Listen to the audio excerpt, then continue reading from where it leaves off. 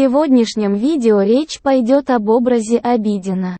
Судьба Абидина, который в сериале связан с Сунной, наверняка не оставила равнодушными многих зрителей.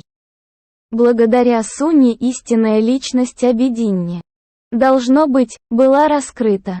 Во-первых, Ирси Нарыджи, сыгравший роль Абидина, не ушел из сериала и появится в новом сезоне. Хотя в финале сезона Абидин, раздраженный Феритом из-за брака Суны с Аффетом, полностью покидает особняк.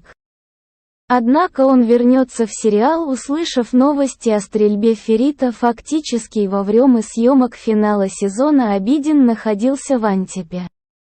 По этой причине Абидин будет одним из первых, кто придет на помощь после того, как Тарик застрелит Ферита. Но мы не смогли увидеть Абидина в сценах Антепа в финале сезона.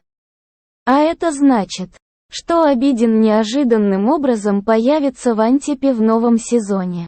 То есть, учитывая, что персонаж Абидина из сериала не ушел, значит, он имеет отношение к семье Кархан.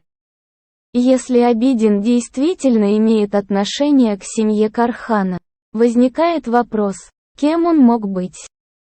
Так что мы сможем сосредоточиться на Ифакате, когда будем смотреть сериал с самого начала.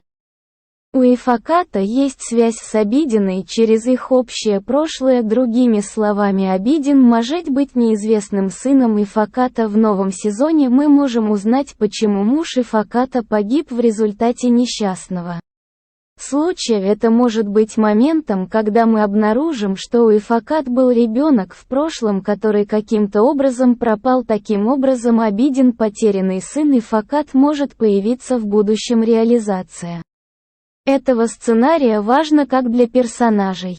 Так что в новом сезоне мы узнаем, действительно ли Ифакат мать Абидина или нет.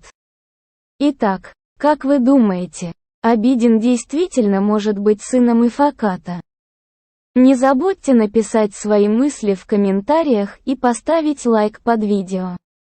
Увидимся в следующем видео. Пока!